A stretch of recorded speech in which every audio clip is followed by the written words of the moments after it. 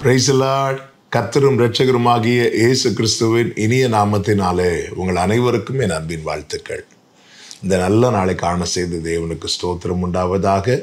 கர்த்தர் உங்களை பாதுகாத்து ஆசீர்வதித்து நடத்துவாராக. 69வது சங்கீதம் 33வது வசனம். கர்த்தர் எளியவர்களின் விண்ணப்பத்தை கேட்கிறார், கட்டுண்ட தம்முடையவர்களை அவர் புறக்கணியார். கர்த்தருடைய பரிசுத்த நாமம் மகிமைப்படுவதாக. நம் ஆண்டவருக்கு ஒரு பெயர் உண்டு, ஜெபத்தை கேட்கிறவர். ஜெபத்தை கேட்கிறவரே என்று சங்கீதம் 65 சங்கீதக்காரன் சொல்லி பாடுவதை நம்மால் பார்க்க முடியும்.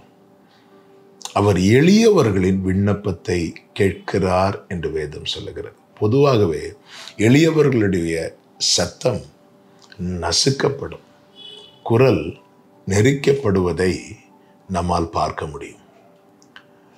எந்த பேக்ரவுண்டுமே இல்லாதவர்களுடைய சத்தத்துக்கு பல இடத்துல வேல்யூவே இருக்காது. இயேசுவின் இடத்துல அநேகர் அநேக விண்ணப்பங்களை வைக்கிறதை பார்க்க முடியும். ஒரு விசை ஒரு நூற்றுக்கு அதிபதி வருவான். அந்த நூற்றுக்கு அதிபதியை குறித்து அநேகர் இயேசுவின் இடத்துல ரெக்கமெண்ட் பண்ணுகிறதையும் லூக்கா சுவிசேஷத்தில் நாம் பார்க்கிறோம். அந்த நூற்றுக்கு அதிபதி இயேசுவை நோக்கி கேட்கும்போது யாரும் தடுக்கவில்லை. ஜெபாலய தலைவன் யவீரு இயேசுவை தன் வீட்டுக்கு வர வேண்டும் என்று அவர் பாதத்தில் விழுந்து கேட்டபோது யாரும் அவனை தடுக்கவில்லை. ஆனால் அதே நேரத்தில் வழியருகே உட்கார்ந்து பிச்சை கேட்டு கொண்டிருந்த பர்திமேயு என்கிற குருடன், இயேசுவே தாவீதின் குமாரனே என்று அவரை நோக்கி கூப்பிட்ட போது அநேகர் அவனை தடுத்தார்கள். பிரியமான கர்த்தருடைய பிள்ளைகளே, நம்முடைய ஜெபத்துக்கு கூட அல்லது நாம் ஒன்றை கேட்கக்கூடாது என்று கூட பல தடைகள் நம்மை நெருக்கலாம்.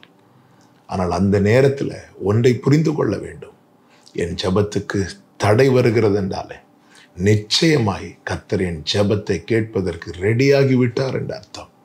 அவர் எளியவர்களின் விண்ணப்பத்தை ஒருபோதும் அசட்டை பண்ணவே மாட்டார், கேட்காதவர் போல இருக்கவே மாட்டார்.